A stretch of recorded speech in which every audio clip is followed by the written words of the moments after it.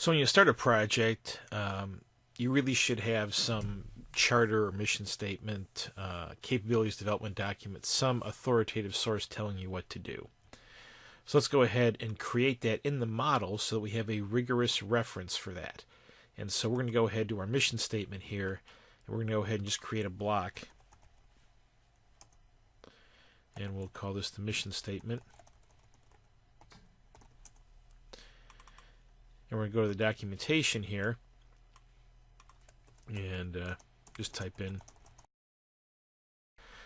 So I've created the mission statement for this project. Now I want to have traceability here. And so notice that this says documentation and hyperlinks. And so we can put a hyperlink in. So we're going to go to the Hypermodeling homepage here, and we're going to copy that. This could be a SharePoint link, Teams, Windchill, but some pointer to a document repository. We're going to add that as our active hyperlink.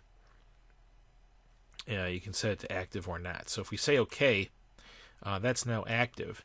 And so if I double click this, it's going to go ahead and open that up in a web browser for me, which is kind of a nice feature.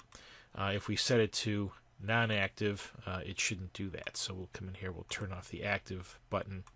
So it's a property now, but if I double click it, it doesn't do that. So you'd have to manually go to the hyperlink here and say open and do that. So it may not be a bad idea to not make them active in general, because if you do make it active, again, anytime you double click it, it's going to take you there to the website or other source, and not to let you say drill down into the elements. So up to you.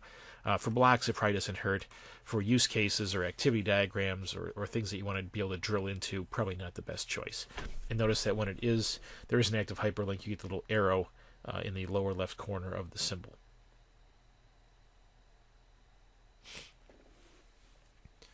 We're also going to notice that there's a pop-up here for the documentation when I hover over it. And we're going to go ahead and apply a stereotype here to this, the FONS stereotype, which is Latin for source. Source and other similar words are used throughout the other meta models, so I wanted a term that was not being used elsewhere.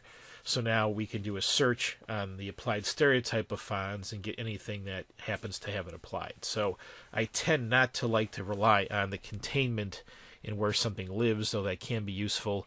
I like to make things like source document, physical element, logical element part of the element itself. So we will be applying a lot of stereotypes to things as we go to make it an intrinsic property and not to count on the what folder it happens to live in, though that has its place as well. So keep that in mind as we go forward. We're also going to go ahead and add some other source material here. So I went ahead and found a thing on first aid for summer barbecues that talks about it being mostly burns and then bee stings and other things that don't really relate to us. So I went ahead and created a block for the first aid reference, and note that it has its hyperlink established, as well as a block for how a trigger works. So these all have the FONS stereotype applied, which enables us to capture information about them. So we've begun fleshing out the source content for the grill project.